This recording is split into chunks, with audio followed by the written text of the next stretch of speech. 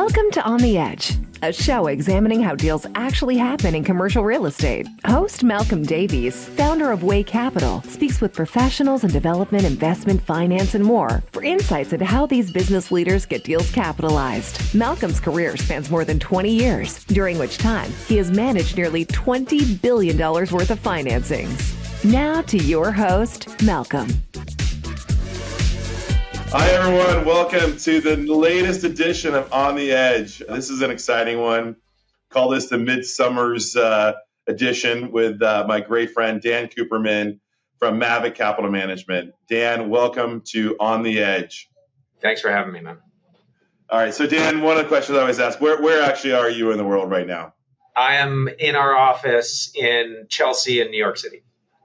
Awesome. So we're recording this just after the 4th of July holiday week. We're getting back into it. And, I think Dan and I were just chatting, and it's great to be back to doing the On the Edge. So, Dan, I would love to get to know you a little bit better. For the audience, obviously, I've known you for a number of years, but maybe can you give us a little background of just Mavik in general and kind of how Mavik came to be as a firm and where you sit inside that organization and your roles and responsibilities within that overall platform?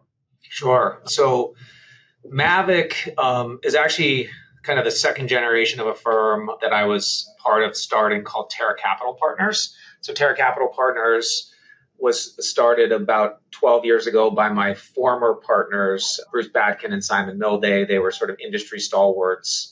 Started an investment management firm. We actually raised a lot of capital retail back when the sort of American Realty Capital independent broker-dealer network, before retail was in vogue like it is now with all the behemoths tapping into that vein. It was a lot of the smaller independents. We raised a bunch of capital in that space and embarked on a very successful sort of real estate credit business. And I was employee number one. So I did everything. I was analyst, associate, VP, head of investments. Great way for me to really leg into the business. And around 2017, Bruce and Simon were much older. They were really looking to retire. We hired a banker to go out and find someone to either buy an interest or buy the company outright. And we were introduced to our current CEO and CIO, Vic Uppal. Vic was a former Mount Kellett and Fortress guy. He was looking to start a credit platform, but realized the difficulties in doing that and found this sort of subscale manager in Terra Capital Partners and ultimately effectuated an actual acquisition of the business. Bruce and Simon retired. I signed a contract for a couple of years and candidly assumed that he was going to sort of learn from me and then, perhaps get pushed aside. But that was over 6 years ago. So clearly it's been a great run. And I think what's happened since 2018 for the platform is really growth, sort of out and up. We've added a lot of great staff. We've expanded our product offering and we've started raising a series of institutional closed-end funds. And so the growth in AUM is really driven by that new capital source to us. We still manage that retail capital on behalf of several thousand investors, and we continue to invest those funds. But a lot of what you see us doing today and more special situations type lending that we do is being done out of those vehicles. I love it. And today I sit, I'm the head of investments at the firm, a real player coach. So I continue to, foster the relationships that I've built over my almost 30 years in the business, which is kind of crazy to say out loud, and help to, manage the team and build them and help them create their own books, something I'm sure you're, intimately familiar with. And I get a lot of satisfaction out of that, seeing my team grow, giving them territory, seeing them build those relationships that ultimately are going to, produce dividends for the firm for many years to come. I think both you and I are similar age, of course. And the fact is that, 30 years, where to go. Totally. So let's back up a second, because I think, on the Edge, one of the things is it's how deals get put together. Deals are not many times and most times right down the middle of the fairway. There's got to be something about them that's on the edge that makes them happen. But before that, Dan, tell us about yourself personally. Where did you go to college and how did you actually get into commercial real estate finance in general? Yeah, it was not planned, right? So I grew up in Santa Fe, New Mexico. I went to school in Boulder, but I always had a connection to the East Coast because my dad lived in New Jersey. My mom raised me and my brothers in Santa Fe, so I'd spend my summers in Jersey and all my breaks there. So after I graduated with a degree in business from Boulder, I was like, I'm going to go to New York and I'm going to do something. I wasn't proactive enough to think I need to start getting internships my sophomore year, junior year in college. I was like running a landscaping business that I just created. I was making t-shirts. I was doing concert promotions, just sort of like entrepreneurial stuff to help, pay my living expenses in college. So I get to New York and like all my buddies have jobs already because they had laid the seeds through internships. And I'm kind of like at ground zero. And I'd studied finance and, I'd read Liar's Poker like we all did probably at that time in our lives. And I was like, I want to be a trader, right? I want to be a trader. So I go to New York and I'm trying to get interviews and it's challenging and submitting my resumes to all sorts of places. And ultimately, one of the guys that responded to it was kind of the real estate arm of a small Japanese family office. And he was looking to start buying some more buildings. So this was 97. Yep. And I met with this guy. His name's John Hendel. He's a good friend to this day. And again, real estate was not something that I was particularly interested in, but he was so passionate about it. And he was such a good guy that I was like, maybe I take a chance here. And I'll never forget my dad, who never went to college, was a serial entrepreneur. And he said to me, he's like, I kind of feel like the most important thing for you for your first job out of college is to work for somebody that you like and that you think you can really learn from. All right. It seems sort of obvious, but coming from a guy like him who never had to go through that process, I thought it was pretty insightful. And he was right. So I start working for John and I've got two roles. Number one is like acquisition analyst, which I was excited about, like crunching numbers. We're looking at buildings, we're touring assets, I'm running numbers. But at the same time, they had some existing buildings that needed to be leased and managed. And so I was sort of learning that side of the business as well. About 6 months in, we end up buying a building out of receivership, a 200,000 square foot office building in the Garment District. Mm-hmm. And he's like, okay, acquisitions are over. You got to lease this building up. This is your baby. And I'm like, no. I'm a finance guy. We're gonna be buying buildings. He's like, no, dude. He's like, that's over for now. We got to actually perform on this and then let's talk. And so I got an experience there that, in retrospect was probably one of the best things I could ever possibly done. So number one, I get put on site in the same office outside of the freight elevator with the building manager, Tony Malone from Staten Island. Now, Tony had been running this business as his own business, right? So he was picking the contractors. He was getting the juice from them for bringing them in for the carpeting, for the electrical, for the plumbing, et cetera. And I'm sitting in his office, this 22-year-old kid in a suit, and he resents me. He's like, you're here babysitting me? What the hell's going on here, right? Yeah. But we ultimately, as I am generally pretty good at, forged a relationship with him. And he taught me the business. And I took that asset from, 40% occupied to 95% occupied in about 12 months. I negotiated 35 leases, and I was negotiating like 600 square foot leases with like schmata dealers from all parts of the world. And they were some of the toughest negotiations to this day that I've ever experienced. But I learned how to negotiate leases. I learned how to build out spaces. I learned how to deal with a really wide variety of constituents and just different types of people. And it was this wonderful sort of breeding ground for me in terms of my development, and really drove my interest in real estate and understanding kind of what makes a building tick. That is an amazing story. And I think you just said something that many folks, I think, maybe should think about a little bit more, which is, the one-on-one relationship in commercial real estate is pretty much everything, right? The reality is how your disposition is with the other person that you're working with, and hammering, trust and goodwill to work together, even somebody that might not be someone that wanted you there in the first place. So, I think that's a big part of your success. I know that. And managing through, and maintaining those relationships through, very difficult processes and deals. I mean, look, we worked on a deal that was really challenging, had a lot of twists and turns, had a lot of upset parties, and that happens. But your ability to kind of step back from it, not get emotional, really focus on, okay, what do we need to accomplish? A lot of sidebar conversations. What do we need to accomplish? How do we get this there? How do we manage this personality and this personality? There's a huge psychological component to what we do. And Huge. having a really high EQ, I think, is super important in being successful in this business. I didn't even think about that when I was younger. And the reality is I can't stress how important that is to have. Either it's natural or you have to learn it, one or the other. So, okay, cool. So, one of the things that I love about the show is just the understanding of actually, how deals do get put together. You just mentioned something about personalities and relationships, but, theory and strategy, where you sit in the capital stack, what are the opportunities that you see?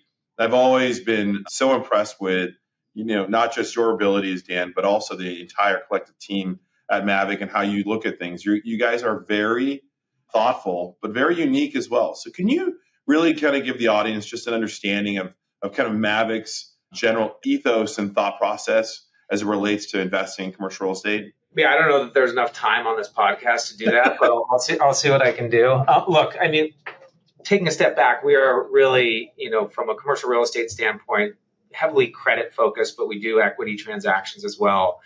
And we have a real go anywhere, do anything attitude. So we are not siloed in terms of property type or geography or business plan.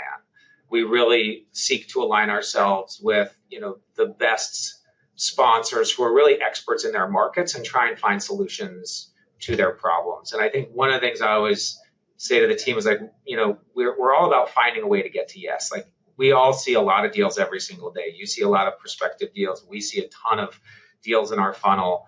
And a lot of them, I think at first glance, most groups might take a look at it and be like, nah, the leverage is too high, or I don't like this component or that component of it. And we really spend time trying to peel back those layers of the onion and figuring out a way to get to yes. And sometimes that's through, and oftentimes that's through, the creative structuring, not dissimilar from what we did on the transaction that we closed last year, which is, okay, here's the asset. Here's how much capital you need to write this asset or to build this asset. By itself, the asset doesn't support the loan request. But let's take a step back and see what other credit might be available to support that so that we can get comfortable. We can get you the dollars that you need for this discrete transaction. And so that could be, forms of guarantees, that can be additional collateral that burns off after certain performance hurdles or metrics are met. So really not being, I know it sounds sort of trite, but like not being lazy, right? Yeah. Really saying, hey, this doesn't look like it works, but let's find a way to make it work if we can. Mm-hmm. So when you think about just these opportunities where you're looking at leverage in a different way than maybe other parties or other counterparties or other competitors or peers in the business, the sponsor themselves, right, I think is an important one that we always. It starts and ends with the sponsor. 100%. So, when you are doing some things that are a little bit more unique, I guess, how do you make sure you ascertain that this is someone or this is a group you want to do business with? So, look, fortunately, like probably half of our business, maybe more of our business than that today is repeat. So we've kind of already gone through that. But it's not rocket science, man. Like you obviously spend a lot of time with them on the front end. They fill out a borrower questionnaire and they give their references. But of course, those references are, they're not going to give a reference that's going to give a bad reference. So it's really incumbent on us to kind of backdoor some other references. And so because we've done as many deals as we have and as many product types as we have and as many markets as we have, we can find out about a sponsor pretty quickly. Like you're a great example. Like if I'm looking at a deal in a market that I know you've transacted, and I'll call you up and be like, hey, what do you know about these guys? Right. Yeah. And so for us to have a stable of folks like you who are experts, who have a really good sense of local markets and participants in those markets is a huge component of how we ultimately get comfortable with a new sponsor. Yeah. Okay. So part of the world is just timing. As you know, people always used to say commercial real estate was location, location, location. I actually think that it's not just that; it's also timing. Although it's funny you say that. Sorry, just to interrupt. Like it used to be location, location, location, and then 21, 22, it was like multifamily and industrial, and there was like Yeah, no regard for location. And now you're totally. seeing a lot of those asset classes or specific assets within those sort of prime types underperform. And you're like, yeah, because Yeah. it's got no visibility or the access is terrible. Like it's basic 101. So it's kind of coming back to location. Maybe it's like, it's sponsor location basis, right? The reality is the sponsor, the real estate, the market, those are pretty like, three legs of a stool. You're going to solve that by some structure. But, it's probably better that you be going after some assets today than potentially doing some projects in 2021. I think if we all look with a 2020 hindsight, I think we're going to all look at the 21 vintage, opportunities as ones that are going to be very challenged to get out from underneath. Some have not, and some will never get out from underneath. But it ultimately does kind of articulate where we sit today in the middle of 2025. I think it's been a bumpy ride. So, it's been good, it's been bad, it's been all over the place. It's definitely not kind of post GFC era. It's definitely more like this. I just would love to have the audience understand how, Mavik looks at it. How does Dan look at this as it relates to, where are we going? What are we seeing? And kind of where are we right now? Yeah, look, we're really bottoms up investors, right? And so we take a look again. It starts with sponsorship. You get to the asset, you understand the basis. Where does this asset sit within the competitive set? Like, there's no substitute for getting on site and touring comps and just doing that basic blocking and tackling. And so we are perfectly comfortable going into a asset class or into a market that the press may have beaten down. Mm-hmm. Because if you do it with the right sponsor at the right basis, at the right location and the right structure, you can make a lot of money, and you can often make more money in those transactions. Now, having said that, it's hard to ignore kind of the macro, right? Like it's hard to ignore what migration patterns have been over the last 5 years. It's hard to ignore where you're seeing job growth and where you're seeing flight. So that certainly influences and informs our decision making. But I think one of the things that makes us special is like, forget about what everybody's saying and where everybody's not going. Like that does not influence us. It ultimately comes down to a real boots on the ground underwriting of all of the components that we just touched on. Today, like, what does that mean? Like, would I, all else being equal, do I want to be doing more multifamily than anything else because of the macro unaffordability of the single family home market, the inability of first-time borrowers to save up for a down payment? There's this secular shift that's taken place. Of course, that influences us. Sure. And of course, I'd rather be doing a lot more multifamily. But does that mean that I won't do an office deal in today's environment? Absolutely not.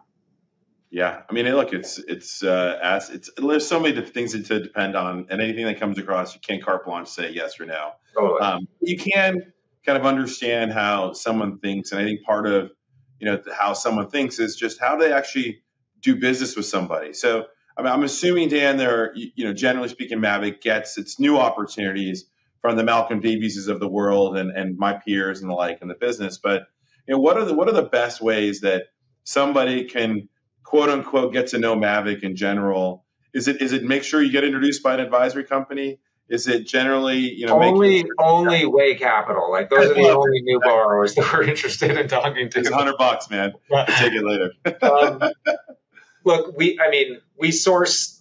I was just having this conversation with a prospective LP, and we source the way that everybody sources, right? We spend a lot of time with our existing and historical borrower base, and one of the things that we do that I think is really important, and I instill on the team, is like, just because either we don't have a loan with them right now, or even if we've got a loan with them right now, like I want you in their office at least twice a year.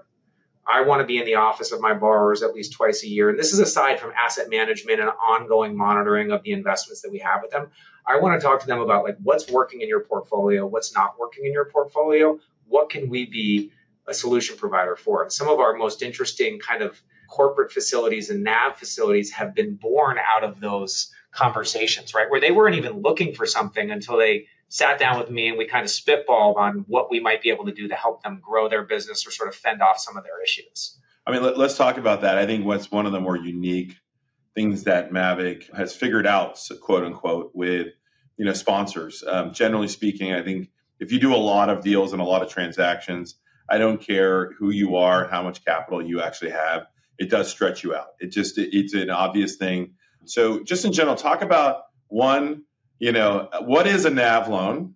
And then two, how does a sponsor think about that as it relates to Mavik? You definitely need to have a decent sized portfolio. But at the end of the day, what does a NAV loan actually mean?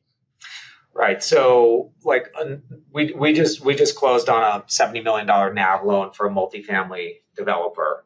And what that means for them and how we looked at the collateral is we said, okay, so here's the portfolio that you own. Here's the equity value that you have really tied up in these transactions right now. You need additional capital to start new projects or to rebalance some of your existing projects. And right now is really not the time you want to be selling anything or bringing in a partner and diluting your equity when valuations are perhaps not as robust as you might think they are or might like them to be. And so it's really a way for borrowers to monetize the existing equity they have across their portfolio. So we look at what that equity value is, and let's say it's $100, and we say, okay, so we're going to lend you $50 backed by that equity value that you have in the portfolio. So it's a net asset value for those who don't know. Now, it doesn't work for everybody because sometimes you've got borrowers a lot of times that have a lot of disparate LPs. And so if we want the collateral, which is basically all the equity in an asset, if they don't own all the equity in the asset, they can't go pledging that to us without the consent of those LPs. And so the stars do have to align to a certain extent to make it work for that particular borrower. But when they do, it's a really elegant solution to a situation that borrowers are faced with today, which is like, I want to start things like multifamily. This sponsor, they want to start construction on projects today because they know delivering in 3 years, they're going to have the market to themselves, right? But they can't go out and raise JV equity today because a lot of the JV equity for multifamily development is sidelined. Yeah, I think that's one of the really interesting things that Mavik does is really thinks creatively and outside the box. Okay, so as it relates to just the platform in general, what are the things that you see in the future? I know, it's about 2025, but I think everybody always goes and asks us, I tend to try to stay away from this too much, but, it's 2028. We're in the latter part of the decade. When you're thinking about where we are in a cycle, the GFC, the RTC, the .com, 9/11, we had all of these different cycles in yours and mine's career.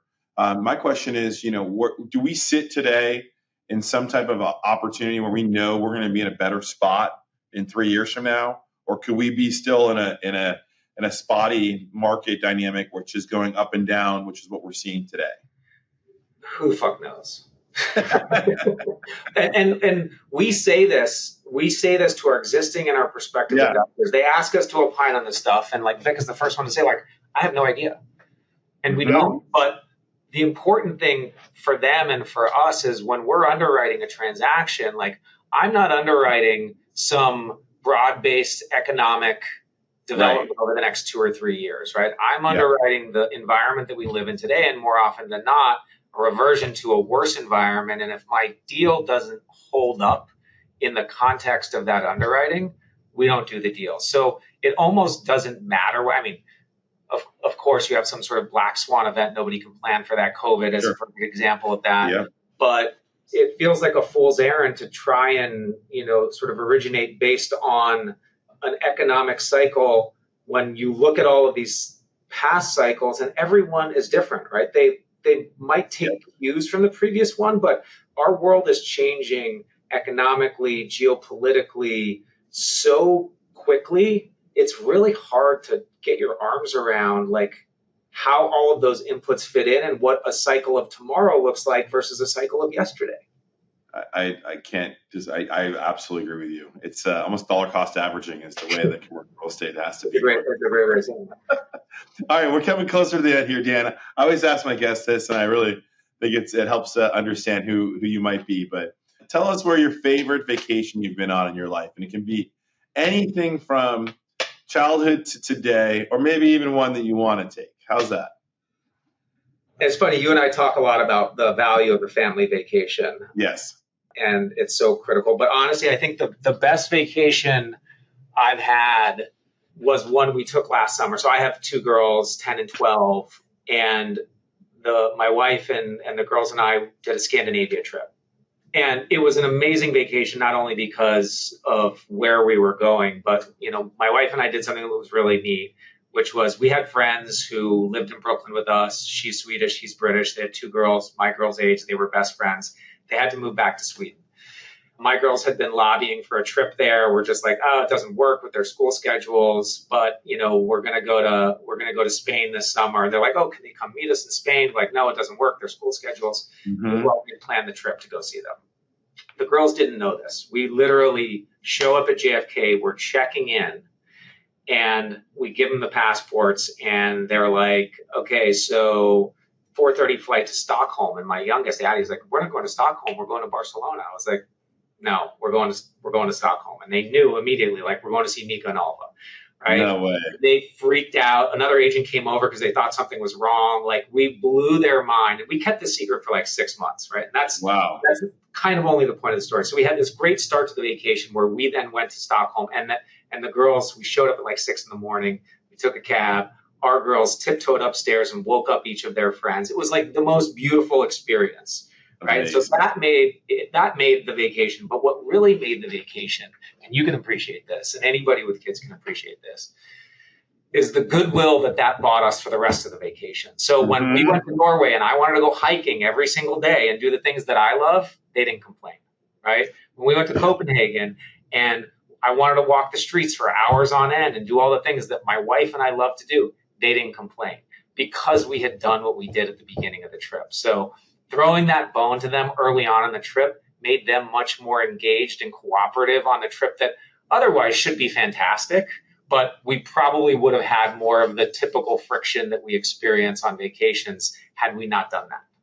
I love it. That was really a vacation. Some people I know go on family trips that are not vacations. Traveling with kids is very different from vacationing, right? I love it. Hey, Dan, on behalf of Way Capital, On the Edge, can't thank you enough for joining us, and appreciate it so much, bud. Thanks for having me. Appreciate it. Bye. Thanks for taking the time to tune into our latest show. As always, you can find us through our YouTube channel at youtube.com/@wayontheedge or at our website at www.waycapital.com. Until next time, keep working on the edge.